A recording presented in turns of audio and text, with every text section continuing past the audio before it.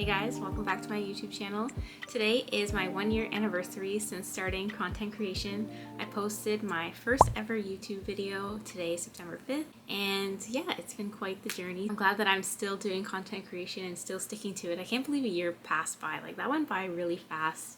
A lot has gone on in a year, and I wanted to just go over a few things that I learned as a content creator. And I know that as I keep making these videos and keep working on my channel, that I know I'm gonna learn a lot more.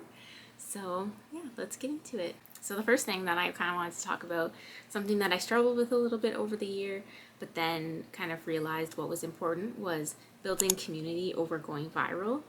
And when I first started, originally I started my channel for me, but I noticed that as time went on, I started to focus a lot on the likes, how my videos were performing, and then I would kind of get upset if the video didn't perform as well as I had thought.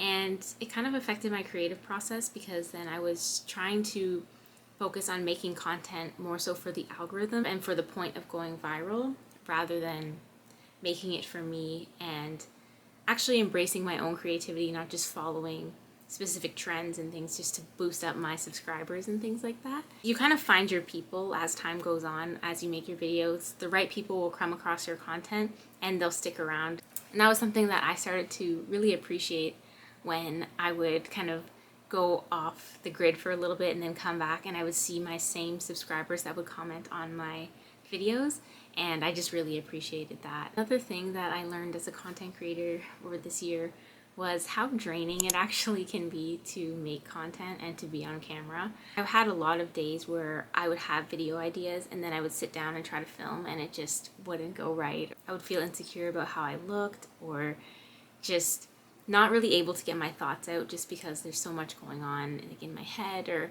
things like that. And it's a lot harder than people think.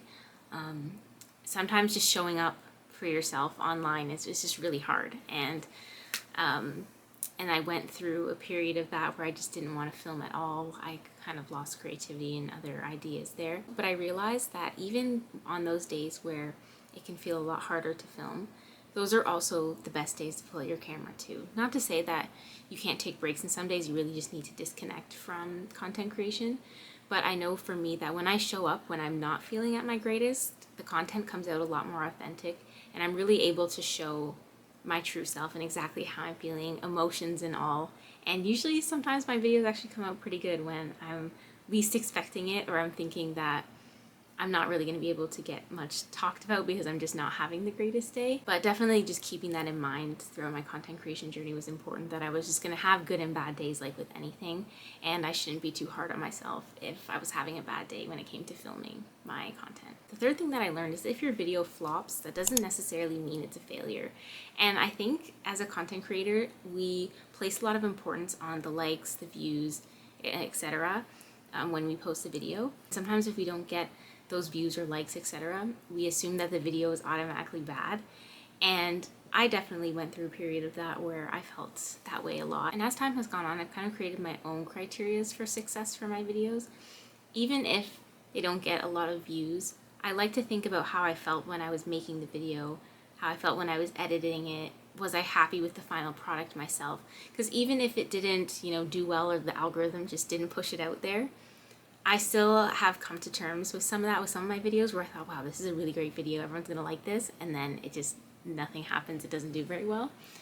But I still am just kind of happy with myself and how much effort I put into it, and my vision came to life. I think that's something that's important to keep in mind, because it's easy to kind of assume the worst for our content if it's not really performing. Another thing that I learned as I was going through my content creation journey this year is that you can't be afraid to be yourself.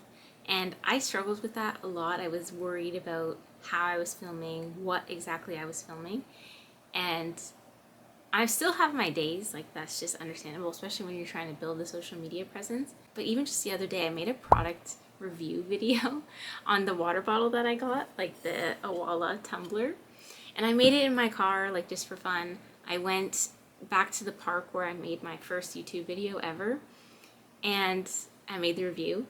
And I just had a lot of fun doing it. I was just letting myself be me, just talk, express. It wasn't scripted. I just kind of went with the flow and just really let myself enjoy the process and not feeling like I have to be so rigid in the process.